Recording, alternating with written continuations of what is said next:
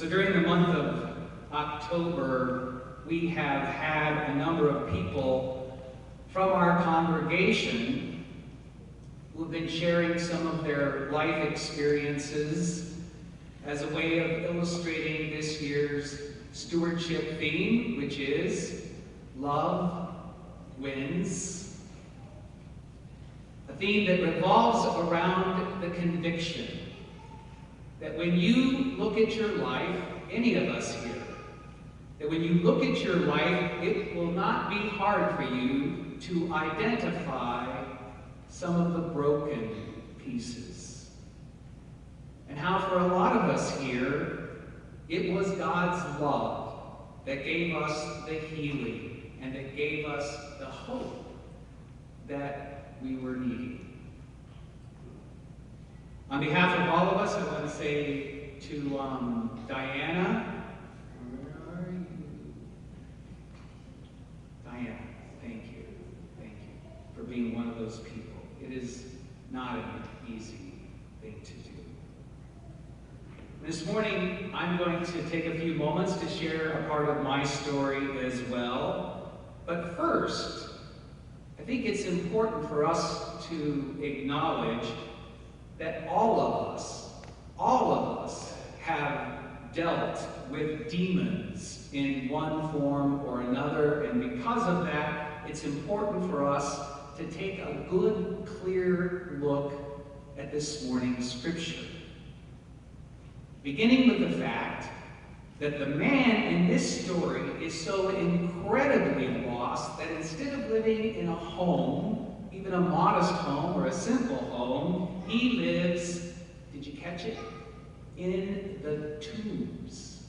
He lives in the tombs. In other words, this was a man who was living in a place that was surrounded, literally surrounded by death.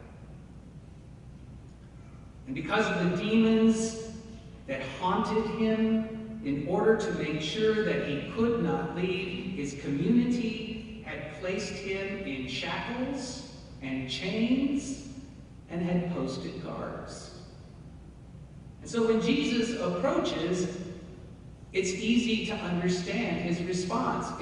It's easy to see why he would say, Jesus, what have you to do with me? Now, at this point, it might be helpful for you to know that there are some Christians who would rather ignore or simply dismiss the ongoing relevance of a passage like this. And that's why I feel it's important to spell it out that I am not one of them. That I happen to believe that one of the ways we still experience demons today is when they tell us that we are so lost, or so broken, or so bad, that we are beyond hope.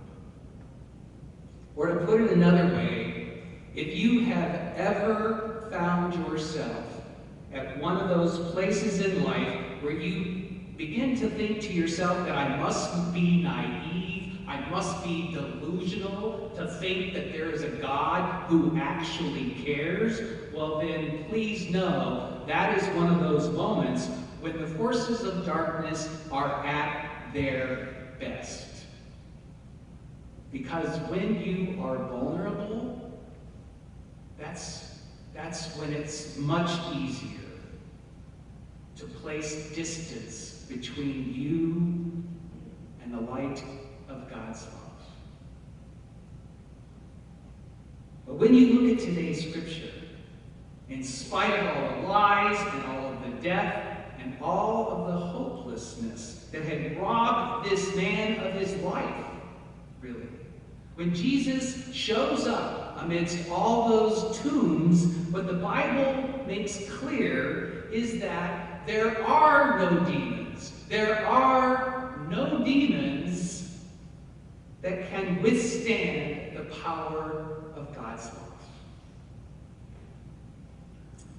And the only thing that Jesus wants in return, he saved his life, But the only thing that he wants in return is for him to go home. To just go back home and to begin telling others what God has done for you. This is a calling that you share. This is a calling that all of us share. And hopefully there will be times and places and opportunities for you to do that in your life. This morning, I would like to take a couple of moments here to describe how God's grace and love saved my life. And I believe that literally saved my life. It's a story for me that begins with my father. He served in Korea. He drove trucks for a living. And what I found out when I did his funeral is that he could be a really charming guy.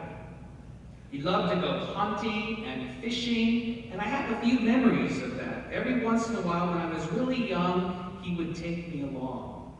But my father, and some of you here are going to understand the impact of this one statement, because a lot of you understand what it is to have an alcoholic parent. My father was an alcoholic. He spent almost all of his time in the bar, specifically the Thunderbird bar.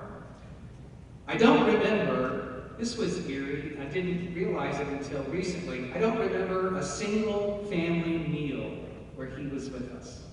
Not one single family meal. He ended up having an affair with a woman who lived next to us. Sometimes he would come home drunk, and I would know because it would be late at night and their screams would wake me up as they were fighting. Sometimes he would beat her, sometimes he would beat me, always with a belt. Pulling off that belt was always some of the most terrifying moments of life. When I was in elementary school, he disappeared. Nobody knew where he was or what had happened. It wasn't until years later when I was an adult that I found out that at some point along the way he'd just been sent to prison. Now my mother was an incredibly strong and amazing woman who did her best for my brother and I. I used to think that she was the unluckiest woman in the entire world, especially when it came to love. I thought, come on, Mom, you can pick better than this, because she got remarried. And the second man, her second husband, turns out that he was an alcoholic. He also had an affair. And there were times when he would beat me. But instead of a belt, he liked to use a board. He made it in his wood shop. He called it the butt buster. In fact, after he drilled holes through it, he actually took a magic marker and named it, wrote it on the board. So I guess he was proud of it. As I got older, I realized, though, that my mother was not unlucky, because I then found out later that when she was growing up, her father used to beat her. I think sometimes evil can certainly continue down through generations. And because he used to beat her, she never felt deserving of anything better. So she ran away from home when she was really young, I think 14, 15, never graduated from high school, and so when she became the primary breadwinner, the only job she could get was a minimum wage job at a textile factory. And that's why we grew up poor, like some of you. For a number of years, we lived in a little trailer. I remember she always slept on the couch. My brother and I, we slept on the only bed. We had no car. She walked to work. She walked everywhere. And though she was doing the best she could, because we had no grandparents, because we had no aunts or no uncles, there was no safety net, there was nobody else around. And so when she was working, we were often alone, especially after school, especially during the summers. And because the neighborhood that we lived in was really rough, I got beat up a lot. One reason why I often talk about how much I hate bullies. And there were a lot of other things that happened that were worse that I don't need to share here. It's not the time or the place, and that's okay, because I think you understand this. We don't need to know everything, right? I mean, All of us have had pain and suffering in life. And we don't need to know everything in order to understand the main point. As people have been sharing this month from our congregation, it reminded me this morning of a line by Frederick Buechner who said, if you had any understanding or sense at all of all the pain and suffering that the people around you have experienced in their life, it would literally freeze your blood. So I think it's a safe assumption. And for me, the main point was this. By the time I hit 15, I had pretty much given up on the notion of anything good happening for me or my family. And that was when a friend by the name of Mike Schoenrod invited me to go with him to his little Lutheran church. It was very much like the size of how Shepherd of Life began. Less than 100 people. And for the first time in my life, I heard that God loved me. I had never been to church before. I'd never heard that before. And Lutherans are really good at that message. We have that one down. And I heard it. And it changed everything. For the first time in my life, I felt accepted. I felt safe. For the first time, I remember thinking, oh my gosh, this is what it's like to have a family. And then I got baptized, and a new life for me began. And like all of you, it's still messy. I mean, it wasn't that all of a sudden everything became rainbows. My family was still a mess. It was still broken. But there were other people now. There were other voices.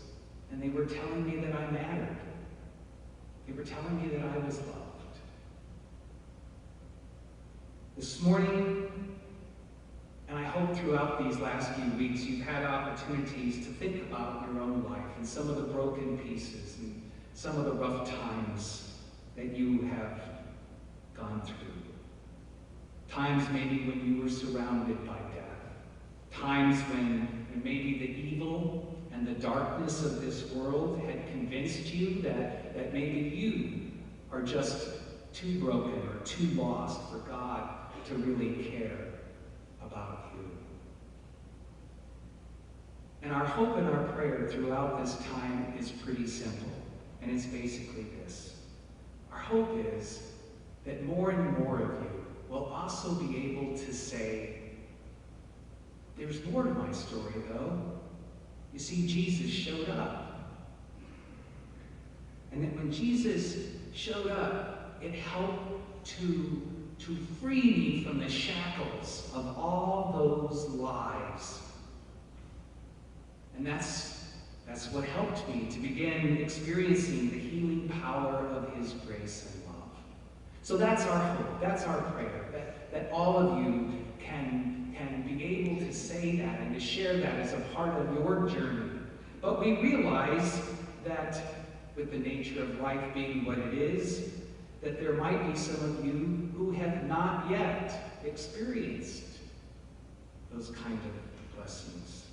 And if you have not, if you haven't yet fully experienced the joy of his life-changing love, then on behalf of all of us, let me say to you, we are thrilled.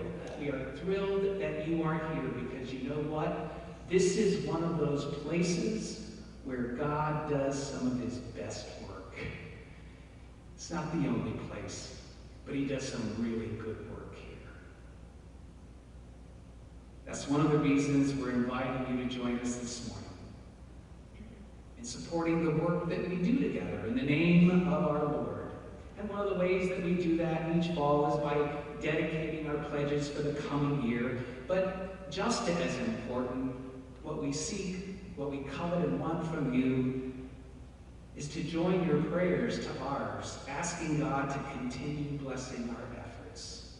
And we do a lot of different things, but the one we're focusing on right now is the effort to share the good news about a man named Jesus who overcame the darkness of this world and death itself, so that everyone, including you, might know the healing and the hope and the freedom and the blessings of his grace and his love.